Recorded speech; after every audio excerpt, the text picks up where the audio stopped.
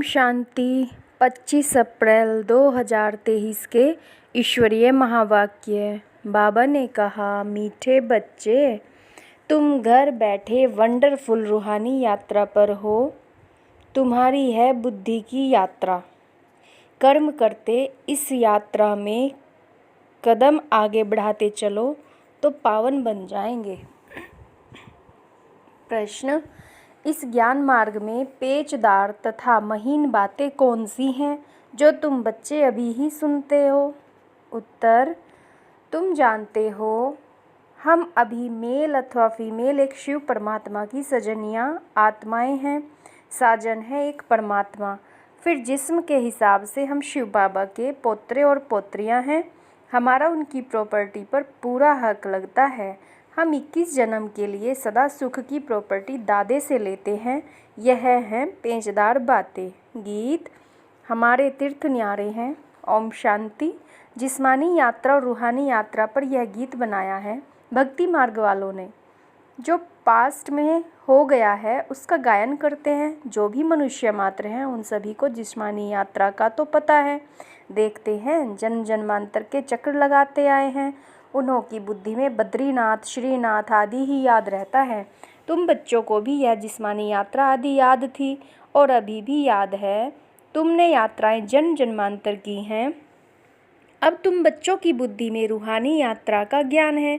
मनुष्यों का बुद्धि योग है स्थूल जिस्मानी यात्रा तरफ, तुम्हारा बुद्धि योग है रूहानी यात्रा तरफ। रात दिन का फर्क है। अभी तुम रूहानी यात्रा तरफ कदम बढ़ा रहे हो। यह वंडरफुल यात्रा घर बैठे करते हो। कोई समझ सकेंगे इस यात्रा को? जब धंधे धोरी आदि में लग जाते हैं तो इतनी याद नहीं रहती है, परंतु जब विचार सागर मंथन करने बैठेंगे तो अच्छी रीति याद आएगी। हम यात्रा पर हैं। नॉलेज बड़ी सहज है। बच्चे समझते भी हैं बरोबर। पतित पावन बाप क्या करते होंगे? पावन बनाने लिए जरूर यात्रा होगी। वह है स्वीट निर्वाण धाम, जिसको सभी भक्त याद करते हैं। ये किसको मालूम नहीं है कि भगवान को हमारे पास आना है व हमको भगवान के पास जाना है। समझते हैं हमारा गुरु अथवा हमारा बड़ा निर्वाण धाम अथवा अपने निराकारी वतन चला गया।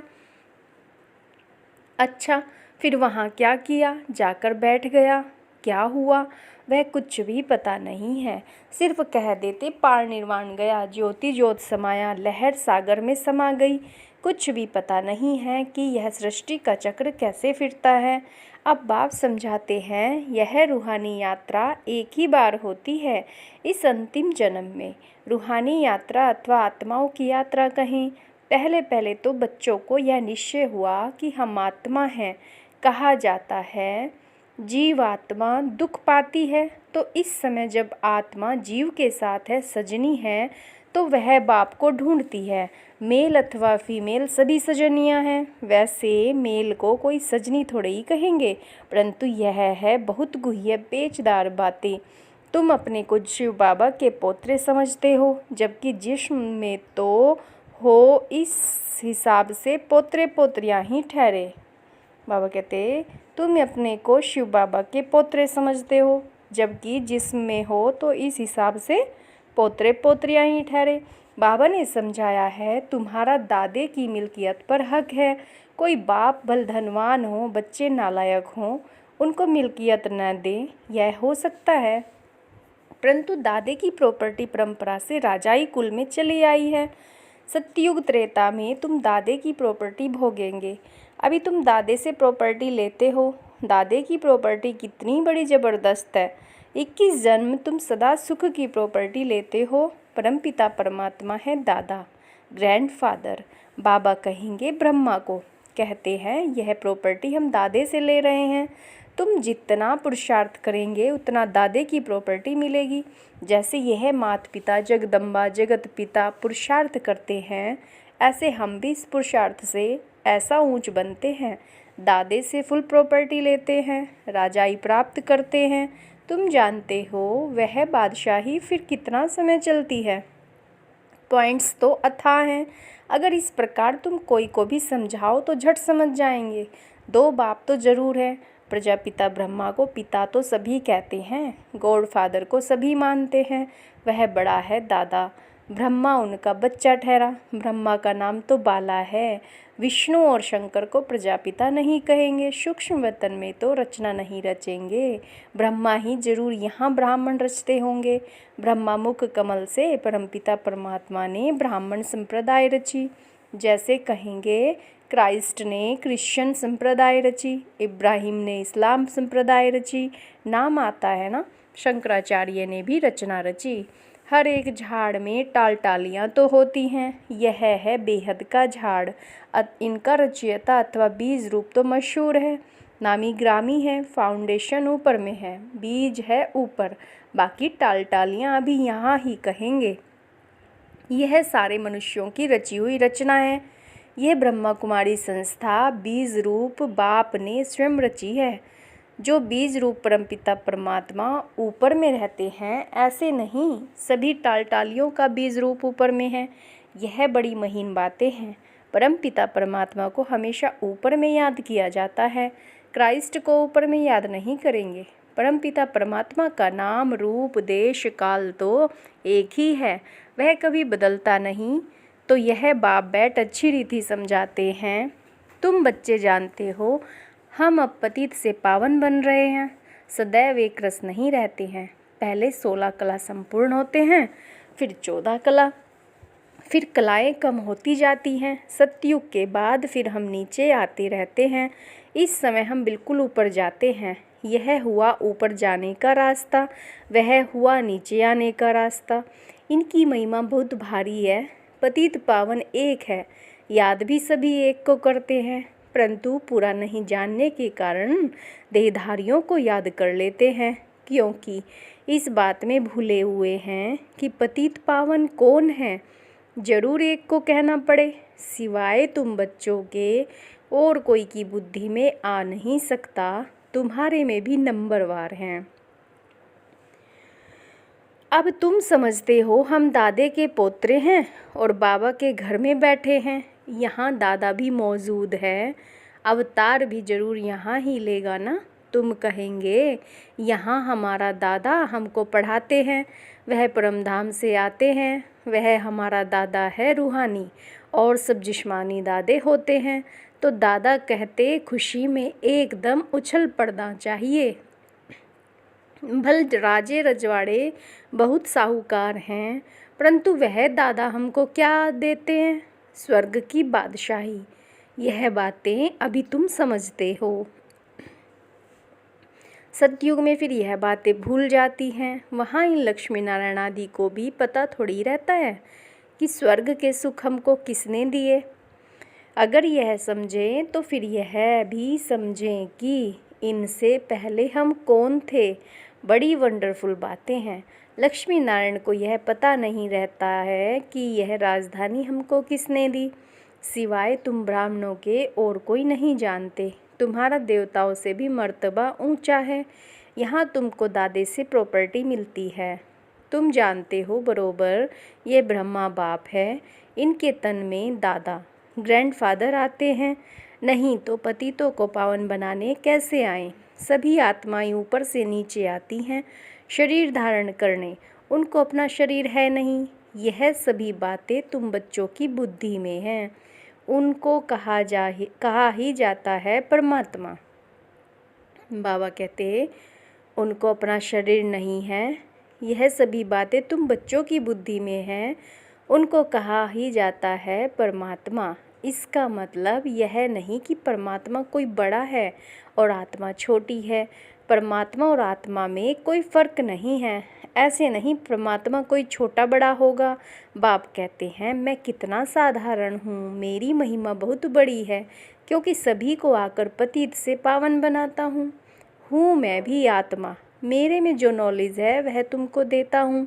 ऐसे नहीं आत्मा कोई छोटी बड़ी होती है। आत्मा में नॉलेज न होने के कारण वह मैली हो जाती है, मुरझा जाती है, दीवा बुझ जाता है। फिर उसमें ज्ञान घृत पड़ने से दीवा जगता है।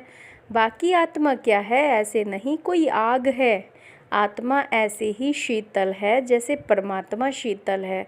वह है ही सभी को शीतल करने वाला। गाया भी जाता है शीतल जिनके अंग, इनके अंग शीतल हो जाते हैं। उनकी प्रवेशता से। जिसमें प्रवेश करते हैं उनको भी कितना शीतल बनाते हैं। तुम जानते हो बाबा कितना शीतल है। शीतल और तत्तल अर्थात गर्म। वह कामचिता पर जल मरे हैं। बात मत पूछो। कोई कोई तो ऐसे पापात्मा हैं जो कितना ज्ञान छींटा डालते हैं तो भी शीतल होते ही नहीं हैं। कितनी मेहनत करनी पड़ती है एक एक के ऊपर। बाबा पूछते हैं, तुम शीतल बने हो? सन्यासी उदासी थोड़े ही कभी ऐसे पूछते हैं। माया ही सबको पतित बना देती है, कामचिता पर जलते रहते हैं। तो तुम बच्चे जानते हो कि प्रजापिता ब्रह्मा के हम बच्चे हैं। शिव बाबा है दादा, तो वर्षा मिलना चाहिए ना। एक बाबा एक दादा, उनसे प्रॉपर्टी अनेक बच्चों को मिलती है और कोई भी मनुष्य को प्रजापिता नहीं कहेंगे। शिव बाबा आत्माओं का पिता तो है। शिव बाबा आत्माओं का पिता तो है ही। अभी तुम बच्चे जबकि सम्मुख बैठे हो तो जानते हो हम शिव बाबा के साथ बैठे हैं। वह हमारा दादा है जो स्वर्ग का रचयिता है।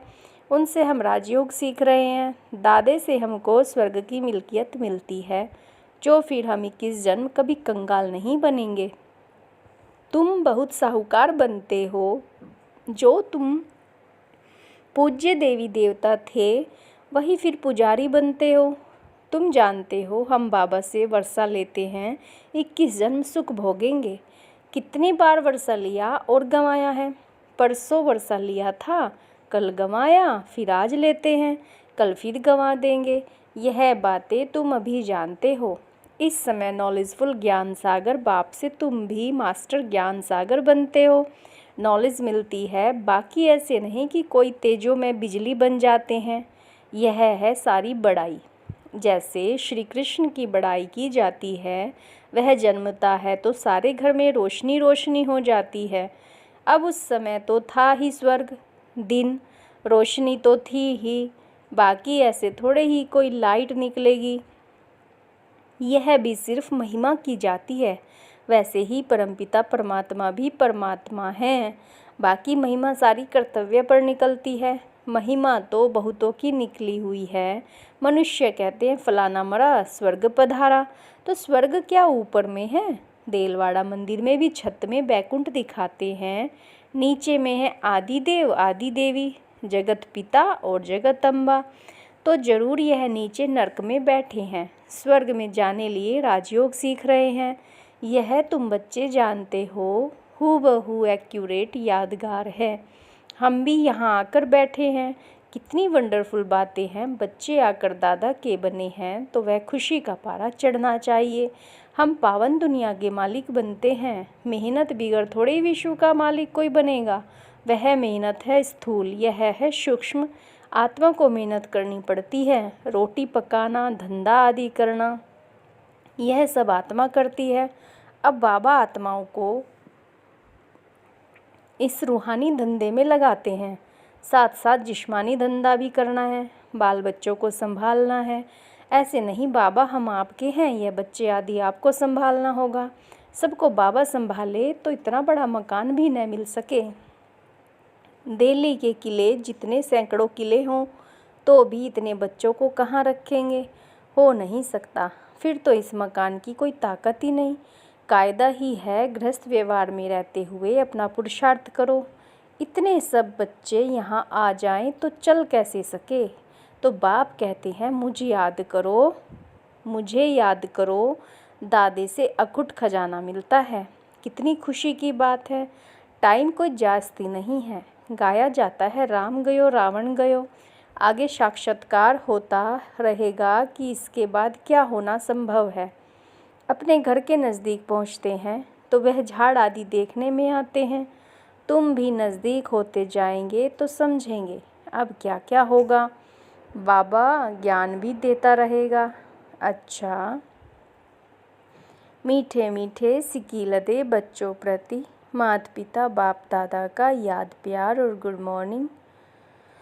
रूहानी बाप की रूहानी बच्चों को नमस्ते। हम रूहानी बच्चों की रूहानी बाप दादा को नमस्ते। नमस्ते जी, शुक्रिया बाबा। धारणा के लिए मुख्य सार। पहला, बाप समान शीतल बन ज्ञान छींटा डाल मनुष्य आत्माओं को भी शीतल बनाने की सेवा करनी है। दूसरा, दादे की मिल्कियत को याद कर अपार खुशी में रहना है। रूहानी धंधा कर विश्व की बादशाही लेनी है। वरदान, समीप संबंध और सर्व प्राप्ति द्वारा सहज योगी बनने वाले सर्व सिद्धि स्वरूप भव। समीप संबंध और सर्व प्राप्ति द्वारा सहज योगी बनने वाले सर्व सिद्धि स्वरूप भव। जो बच्चे सदा समीप संबंध में रहते हैं और सर्व प्राप्तियों का अनुभव करते हैं, उन्हें सहज योग का अनुभव होता है। वे सदा यही अनुभव करते कि मैं हूँ ही बाप का। उन्हें याद दिलाना नहीं पड़ता कि मैं आत्मा हूँ, मैं बाप का बच्चा हूँ, लेकिन सदा इसी नशे में प्राप्ति स्वरूप अनुभव करते, सदा श्रेष्ठ उमंग उत्साह और खुशी में एकरस रहते, सदा शक्तिशाली स्थिति में रहते, इसलिए सर्व सिद्धि स्वरूप बन जाते हैं। स्लोगन, रूहानी शान में रहने वाले कभी हद के मान शान में नहीं आ सकते। रूहानी शान में रहने वाले कभी हद के मान और शान में नहीं आ सकते। ओम शांति।